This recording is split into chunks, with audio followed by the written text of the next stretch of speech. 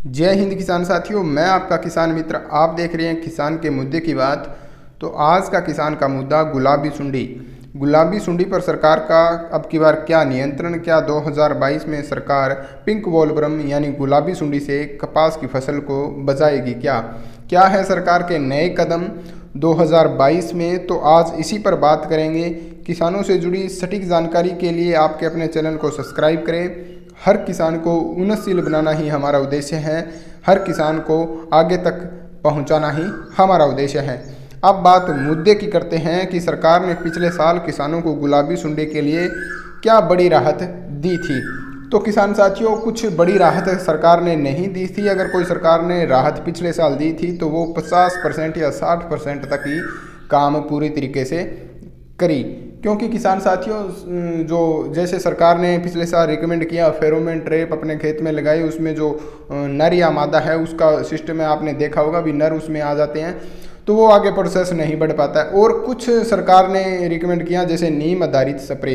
अगर आप एक मेहनती किसान हैं तो आप नीम को उबाल कर अपने खेत में 5-7 दिनों के अंदर स्प्रे करते रहें।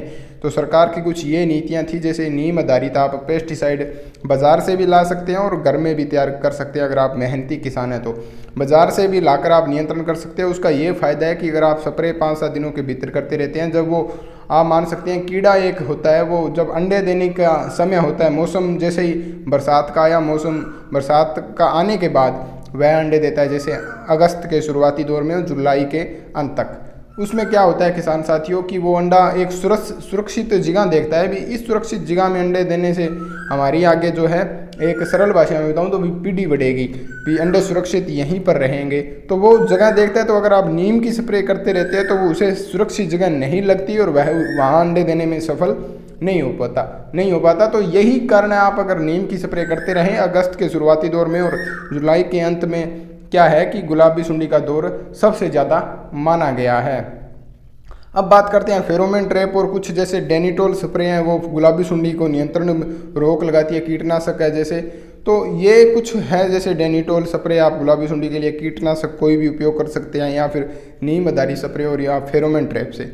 ये तो हुई पिछले साल की बातें भी। ये इतनी सरकार ने कुछ ये नियम बनाए या फिर इस पर ये जो सरकार ने रिकमेंड किया। अब बात करते हैं कि 2022 में क्या सरकार के नए कदम हैं। तो अब की बार 2022 में सरकार के कोई भी नए कदम नहीं है किसान साथियों। हमने हिसार यूनिवर्सिटी जैसे कृषि विश्वविद्यालय है वहाँ पर बातचीत की, या फिर और अन्य कई कृषि विश्वविद्यालय है, कुछ अधिकारियों से बात की। तो उन्होंने यही बताया कि जो पिछले साल था वही आप प्रोसेस करें। अब तक सरकार का कोई भी ऐसी कोई या पेस्टिसाइड या दवाई नहीं निकाली है, सरल भाषा में बताऊं तो, भी कोई गुलाबी सुंडी को नियंत्रण कर सके। तो इस छोटी सी वीडियो में बस यही जानकारी है कि सरकार ने अभी तक कोई नई जो पेस्टिसाइड नहीं निकाली है। आप ऐसे ही कोई अलग से पेस्टिसाइड ना करें। यूट्यूब पर कई अफवाह बहुत फैलाई हुई है, इससे गुलाबी सुंडी रुकेगी या गुलाबी सुंडी बिल्कुल भी नहीं आएगी। तो गुलाबी सुंडी का प्रोसेस अगस्त और जुलाई के अंत में और अगस्त के शुरुआती दौर में होता है, मौसम जब मानसून आता है उसके बाद।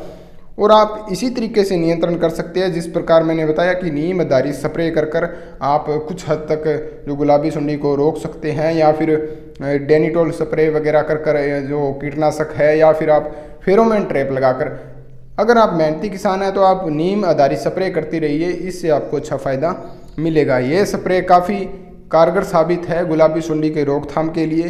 तो यह आप करते रहिए और अपनी फसल को बचाएं। अगर कोई सरकार का नया नियम होगा तो हम तुरंत बताएंगे। और आप अगर आपके खेत में गुलाबी सुंडी है और आप ध्यान रखते रहिए, जो टिंडे हैं उन्हें तोड़कर देखिए, फुलगुड़ी को तोड़कर देखिए, और कृषि जो एक अधिकारी है उससे बात करिए, दिखाइए अपने खेत को अगर आपको कुछ दिखता है। तो आज के लिए बस इतना ही। इसी के साथ जय हिंद, जय जवान, जय किसान।